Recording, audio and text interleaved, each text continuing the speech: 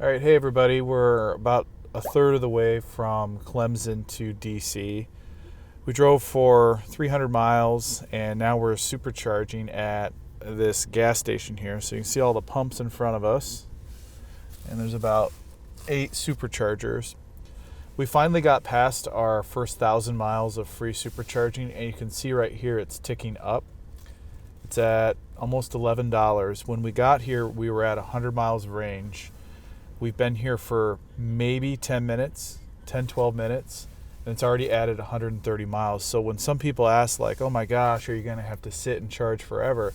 It's currently charging at 527 miles per hour at 128 kilowatts. So this is a 250 kilowatt charge station. The first 10 minutes was charged at 250 kilowatts. As the battery starts to get to the higher portion, it slows down a little bit. So in order for us to continue our trip, it actually says right here 10 minutes. Because when we initially mapped out where we were going, our next supercharger is Chester, Virginia. So technically, if we left right now, we'd get there and the battery would be at 0%. So the reason it's telling us we need to wait 9 minutes is because they want you to have at least some reserve when you get there. You know, they don't cut it super close. So navigating this screen is quite easy. So you can see right here, it told us to get off and come to this supercharger station. If you switch it to satellite, these are where the charge stations are. We're going to walk over to Chick-fil-A, which is right here. Well, it's not even on the screen. Chick-fil-A is right there. Now, to talk a little bit about the controls of the car, one thing that's really cool is when you're driving down the road, the suspension shows the live statistics. So right now it's stable, but this will adjust, I think, hundreds or thousands of times per second. And we have it on comfort. We're driving on a long road trip, so that's important to us.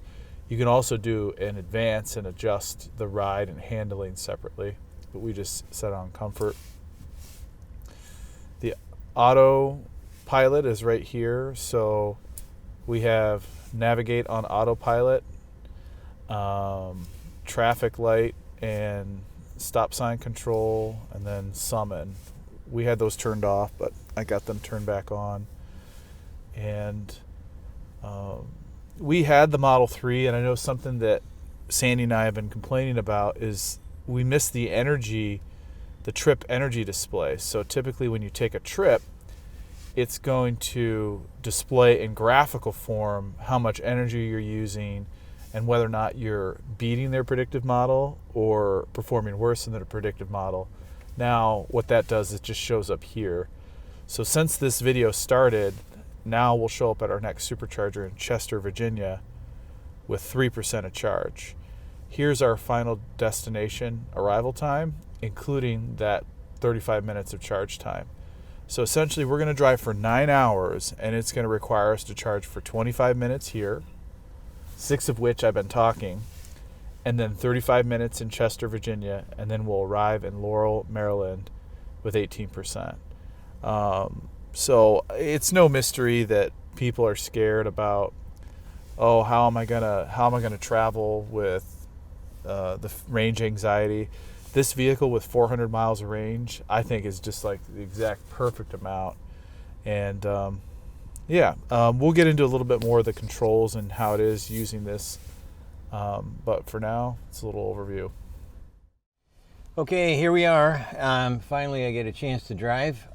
We've just Chick-fil-A'd our way through the south, and we're headed on now to Maryland.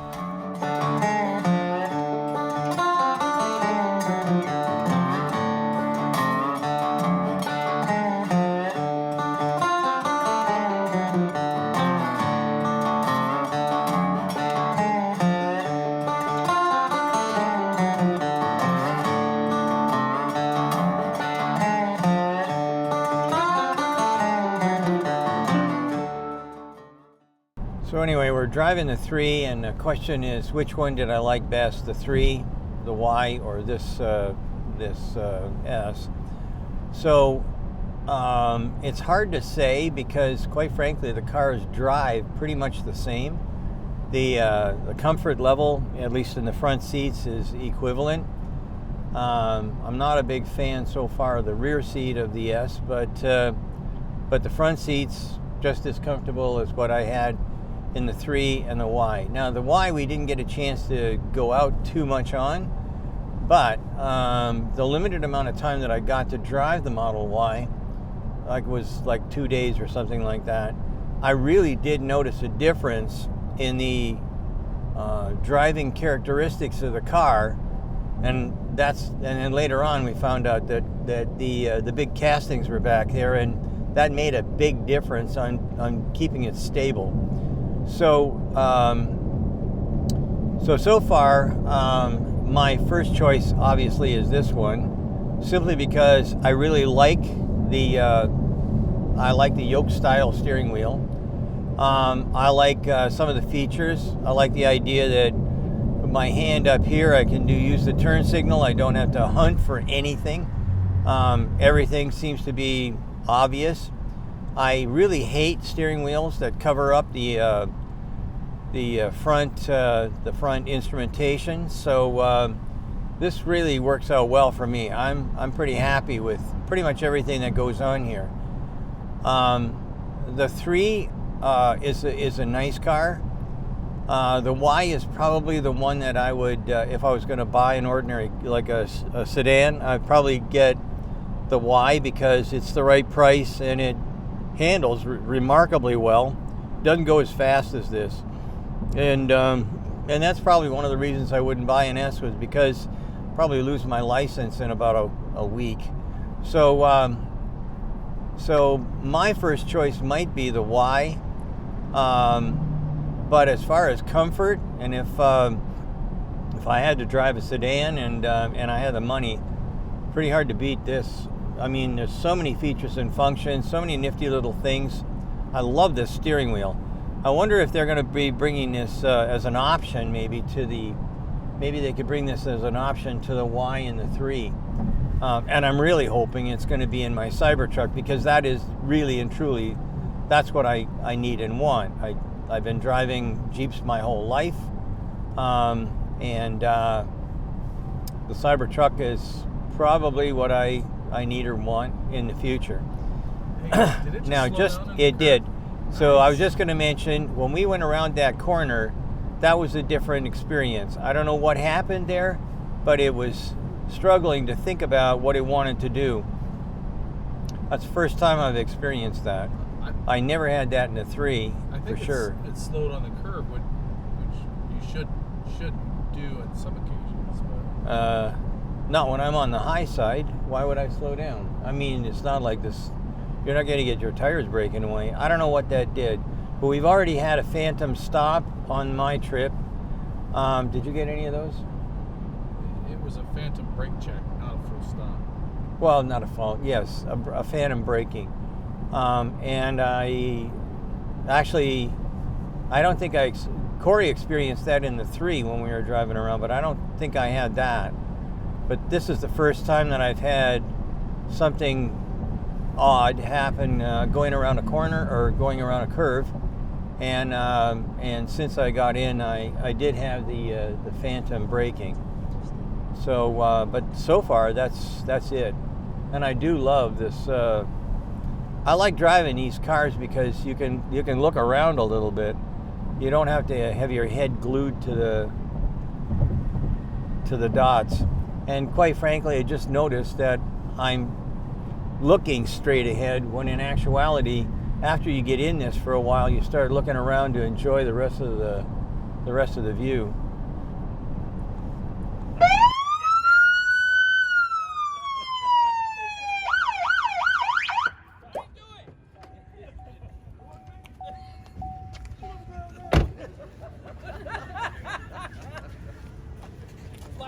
Good evening, sir. Sergeant Hartnett with the Hyattsville Police Department. You see driver's license and registration, please. You realize how fast you were going?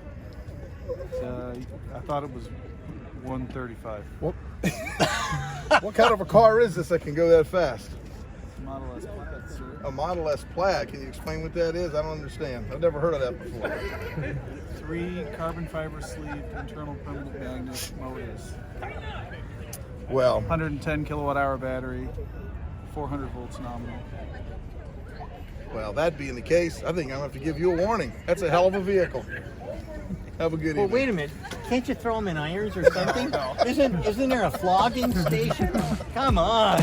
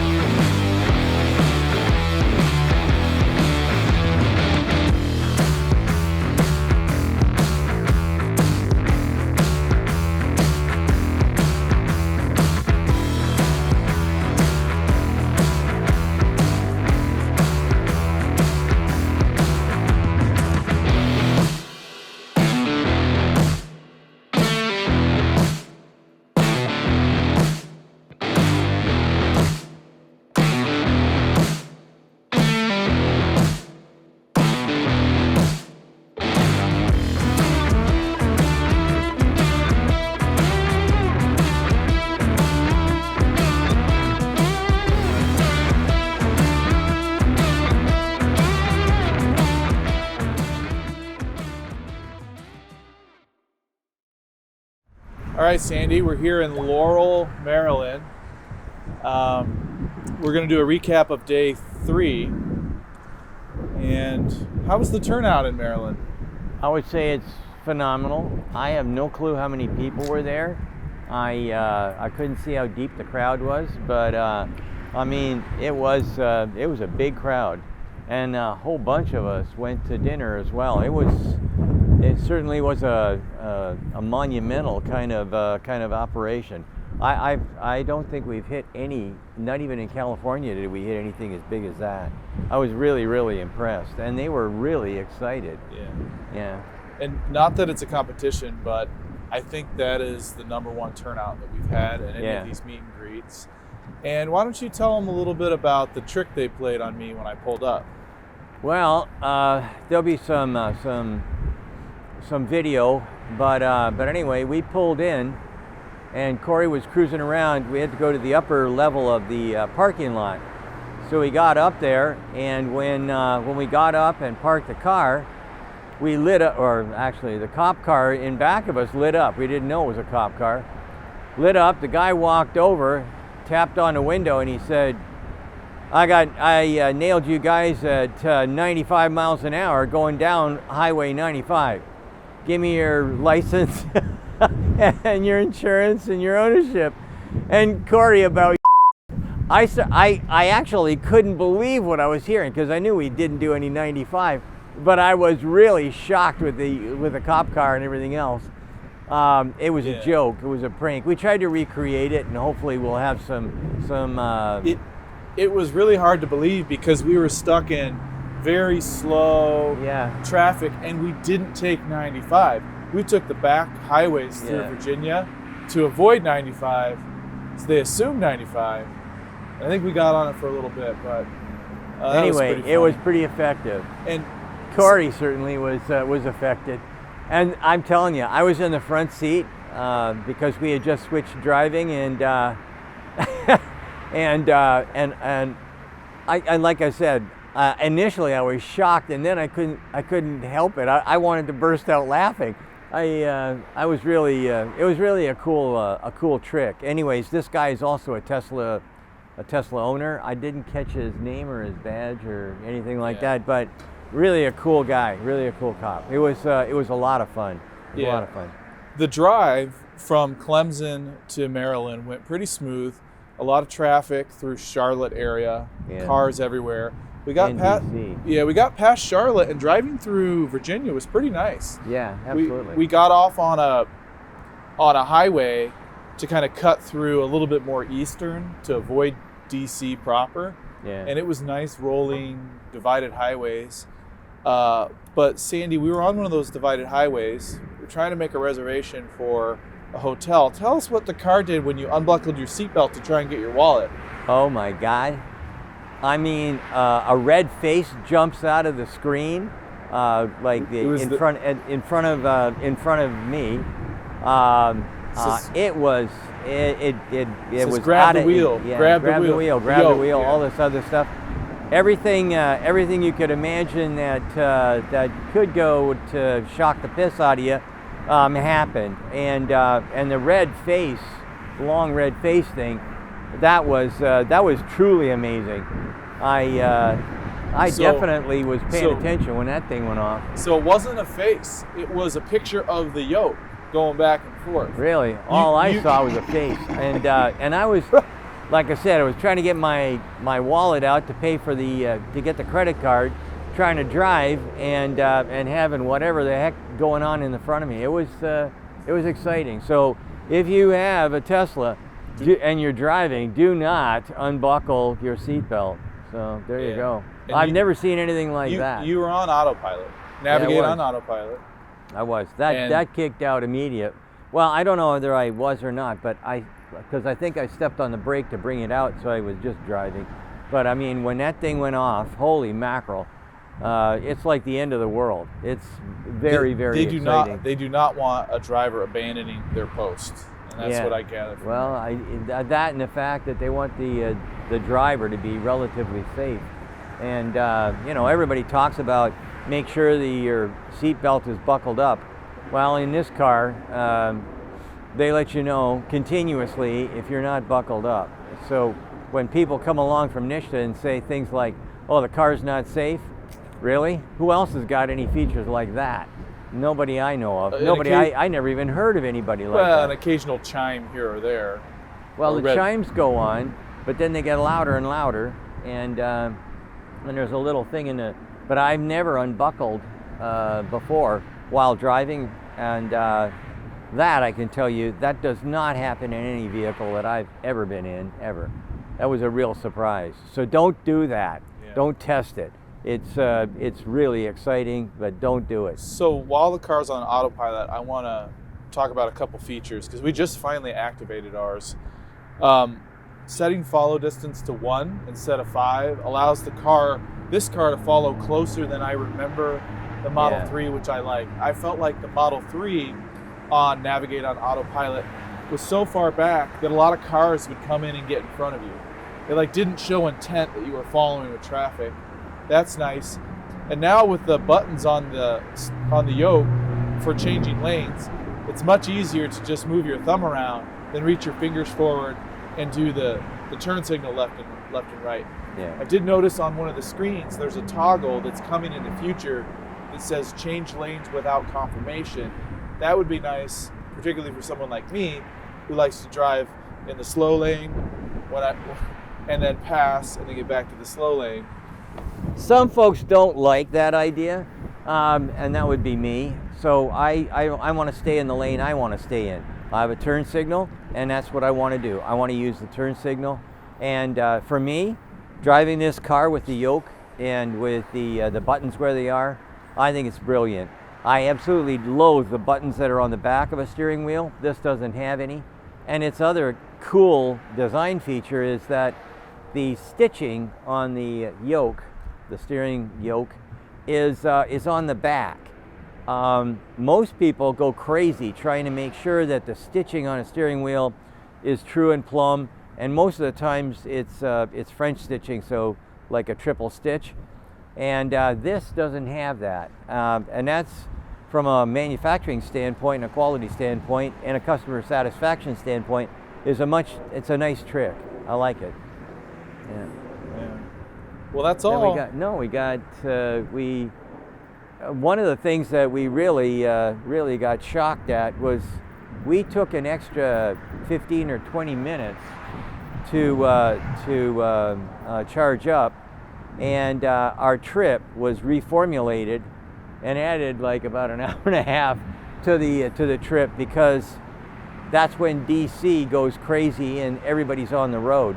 And so we got rerouted. We took back roads basically all the way up to here, and it was great. It was fine. We didn't have any problems, but man, I can't even imagine what it would have been like if we would have gone through DC. it was just solid red. And what are we doing here? So today what we're doing is we're gonna ship some stuff home. We decided we don't want to try and take anything into Canada, so we have our two bottles of tequila. They're going to go home, and our dirty laundry. Yep. Yeah, for packing. Yeah, thanks to the Maryland club, Tesla Club, they gave us a few 6-packs of beverages. Sandy hasn't even seen them. I haven't seen them yet. My gosh. Well, I wasn't. I spend most of my time yakking. I got to tell you, they had a zillion questions, and they were coming from every angle, from really technical types of things that we would not expect from a normal crowd, like engineering kind of technical things, and all the way from that to religion and politics. So anyways, we're going to pack up and shove off, and so stay tuned. Lots more to come.